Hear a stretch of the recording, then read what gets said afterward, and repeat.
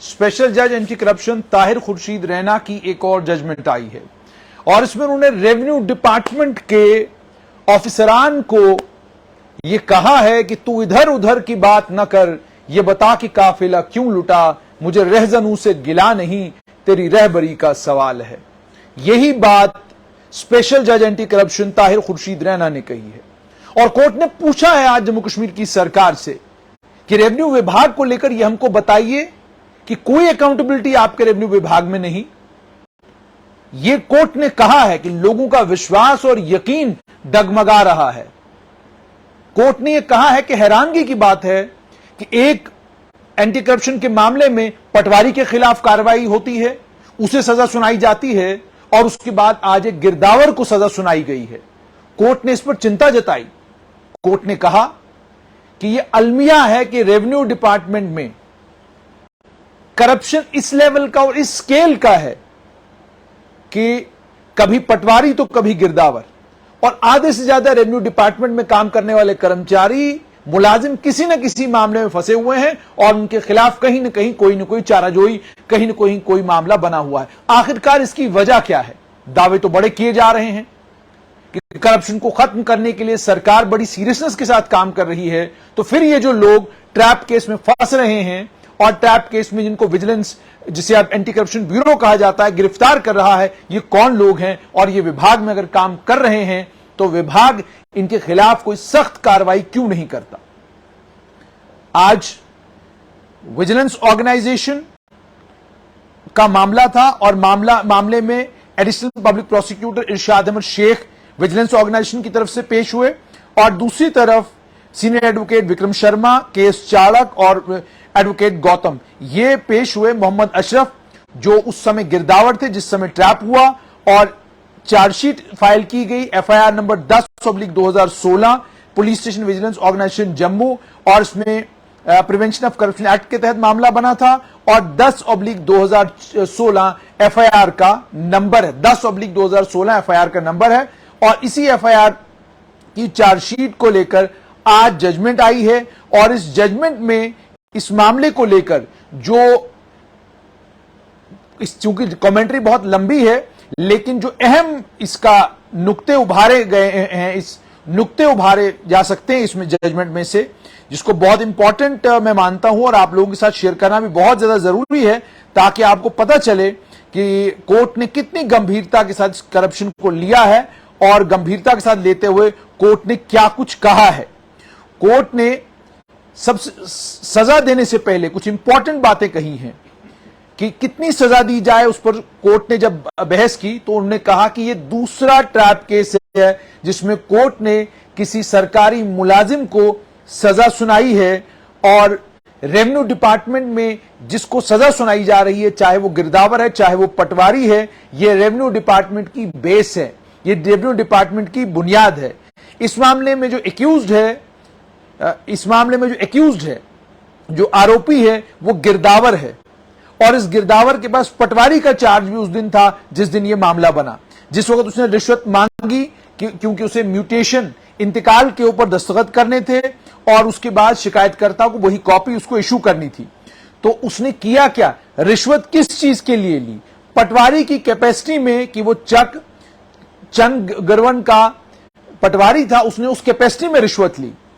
और उसके बाद कोर्ट ने यह भी कहा कि पिछली जो जजमेंट कोर्ट की थी 4 महीना पहले, एक पटवारी को हमने सजा सुनाई और उस एक पटवारी को हमने कन्विक्ट किया और उसके बाद उसको सजा सुनाई। उसके बाद उस वक्त कोर्ट ने पटवारी का रोल और उसके बाद यह भी कोर्ट ने बताया कि पटवारी रेवेन्यू डिपार्टमेंट में कितना अहम मुलाजिम होता है, पटवारी का कितना अहम काम होता है। लेकिन 4 महीने उस जजमेंट को गुजर गए हैं और अब यह दूसरा मामला और इसमें भी कोर्ट ने एक और आदमी को सजा सुना दी है, वो गिरदावर है, एक स्टेप ऊपर है, यानी पटवारी के बाद गिरदावर आता है।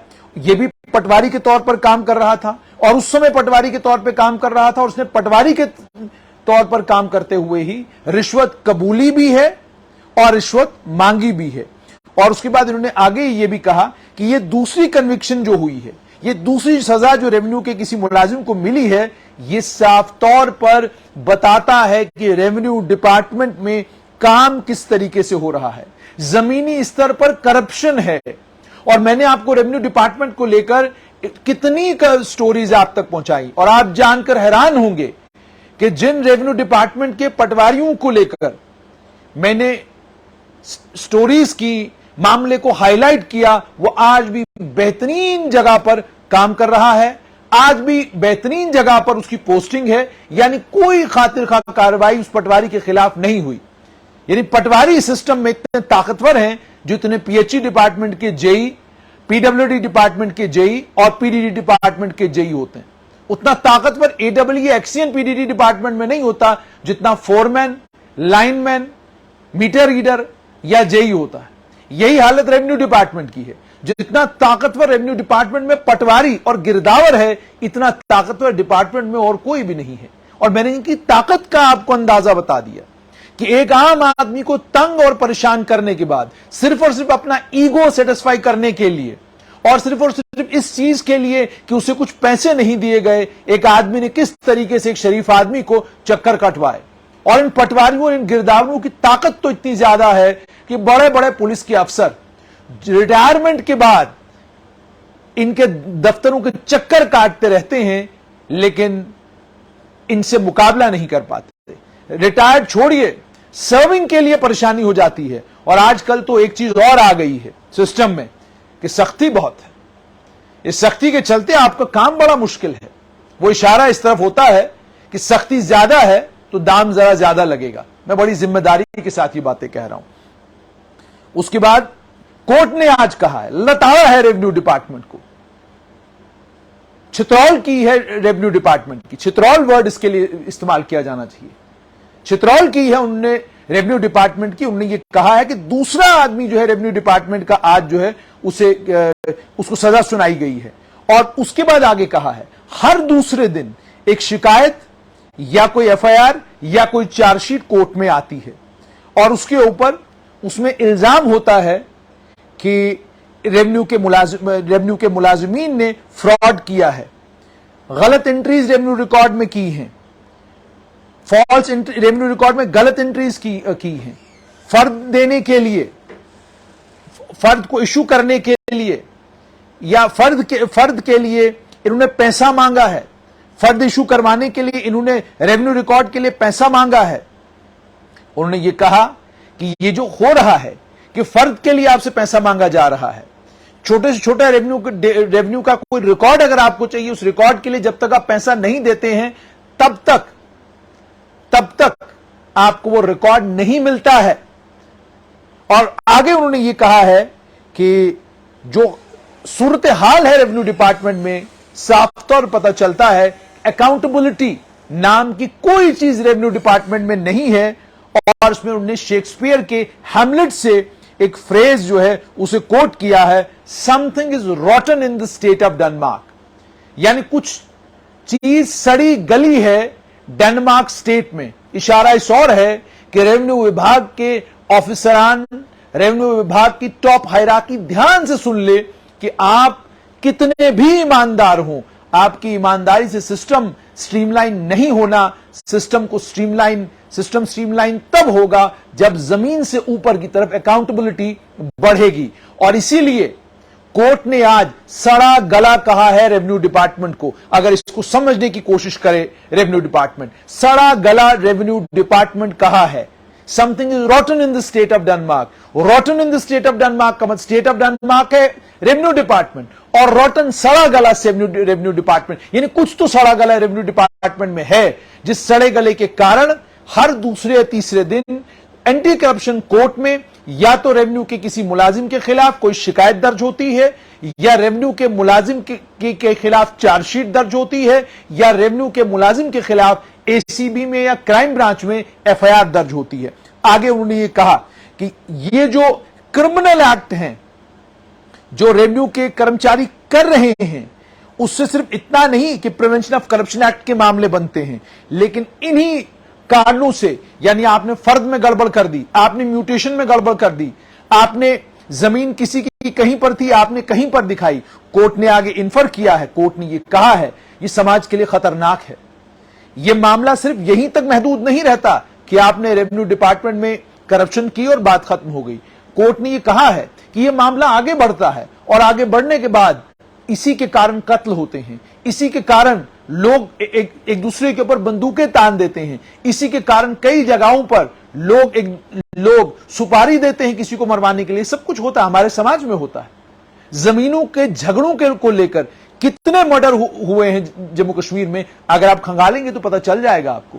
तो मतलब यह कि कहीं ना कहीं ये रेवेन्यू का विभाग है, अगर ये विभाग काम ठीक तरीके से कर रहा होता, हमारे रिकॉर्ड सारे स्ट्रीमलाइंड होते, मेरी और आपकी जमीन ही होती, तो शायद इतने मामले नहीं बनते। कोर्ट ने ये कहने की कोशिश की है, कोर्ट ने ये कहा इससे जुर्म बढ़ता है समाज के अंदर और बड़े बड़े मामले बनते हैं। और सिर्फ इतना ही नहीं, इससे लोगों का नुकसान भी होता है, इससे जायदादों का नुकसान भी होता है। उसके बाद कोर्ट ने यह भी कहा कि ये कोर्ट इस बात पर कंसर्न है, इस बात पर कोर्ट परेशान है इस बात को लेकर कि समाज में कितना ज्यादा करप्शन जो है, जैसा हमने पिछली जजमेंट में भी कोर्ट ने कहा है कि हमने कहा था कि कोर्ट इस बात का संज्ञान लेते हुए कि समाज में कितना ज्यादा करप्शन है, कोर्ट ने आगे कहा कि इस ऑर्डर के जरिए कोर्ट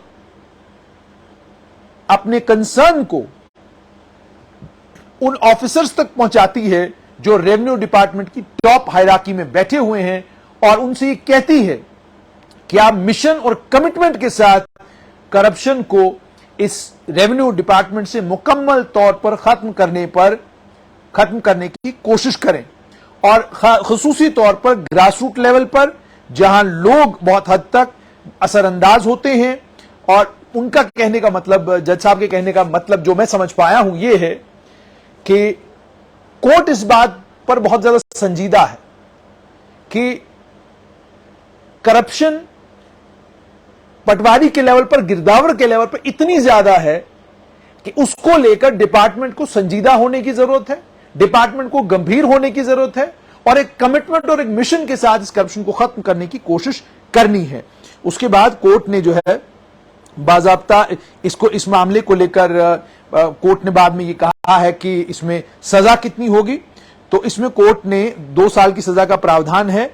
तो इसमें उन्होंने ये कहा है कि 1 साल की इंप्रिजनमेंट 10,000 रुपया, साथ में फाइन, और 1 साल की सिंपल इंप्रिजनमेंट, उसमें भी 10,000 रुपए का फाइन। दोनों जो ये सजाएं दी गई हैं वो एक साथ चलेंगी, तो यानी 2 साल की सजा और 20,000 रुपया फाइन। और अगर ये पैसा ये गिरदावर साहब नहीं देते तो इनको 3 महीने की और सजा भुगतनी होगी। तो ये आज हाई कोर्ट, माफ कीजिएगा, ये आज जजमेंट जो है स्पेशल जज एंटी करप्शन ताहिर खुर्शीद रैना ने यह जजमेंट दी है। और इस जजमेंट में उन्होंने खुसूसी तौर पर रेवेन्यू डिपार्टमेंट को ये कहा है कि आपका सिस्टम अंदर से सड़ा गला है, इस सिस्टम को ठीक करने की जरूरत है। करप्शन है और डिपार्टमेंट में आज भी करप्शन है। ग्रासरूट लेवल पर, पटवारी और गिरदावर के लेवल पर करप्शन अगर नहीं होती तो इतने हर दूसरे दिन जो शिकायतें आ रही हैं, जो एफआईआर दर्ज हो रही हैं, इसका मतलब यह है कि करप्शन है। तो यानी जगाने की कोशिश की है रेवेन्यू डिपार्टमेंट को, बताने की कोशिश की है रेवेन्यू डिपार्टमेंट को कि आप कितने भी दावे करें कि आपने सिस्टम को स्ट्रीमलाइन किया है, आज भी यह हकीकत है कि गिरदावर कहीं ट्रैप केस में फंस रहा है तो पटवारी कहीं ट्रैप केस में पकड़ा जा रहा है। तो हालांकि मामला 2016 का है, लेकिन पिछले दिनों भी आपने देखा कि कुछ पटवारी, गिरदावर, सिर्फ इतना ही नहीं, तहसीलदार के अलावा अन्य कई और ऑफिसर्स जो है वो ट्रैप केस में पकड़े गए, यानी रिश्वत लेते हुए पकड़े गए। हाँ, एक मामले में आपको पता भी है कि सीबीआई की इंक्वायरी का आदेश दिए गए हैं। और उसके अलावा भी कश्मीर से कितनी बार खबरें आती हैं कि पटवारी पकड़ा गया, जम्मू के दाएं बाएं से खबरें आती हैं। अब तो यह भी हो गया कि सिर्फ एंटी करप्शन ब्यूरो नहीं पकड़ती, बल्कि सीबीआई ने भी कितने सारे रेवेन्यू डिपार्टमेंट के मुलाजमीन को गिरफ्तार किया। तो रेवेन्यू डिपार्टमेंट के कर्मचारी जब ये कहते हैं कि हम पर आरोप लगता है कि हमारे यहां करप्शन है लेकिन हम लोग करप्ट नहीं है, तो फिर सवाल जज साहब ने जैसे पूछा है बिल्कुल सही है कि अगर रेवेन्यू डिपार्टमेंट में करप्शन नहीं तो फिर ट्रैप केस में पटवारी और गिरदावर गिरफ्तार क्यों होते हैं? रोज शिकायतें स्पेशल जज एंटी करप्शन की कोर्ट में क्यों आती हैं? एफआईआर क्यों दर्ज हो रही हैं? और चार्जशीटें स्पेशल जज एंटी करप्शन जम्मू ताहिर खुर्शीद रैना की कोर्ट में रोज चार्जशीटें दर्ज क्यों होती हैं?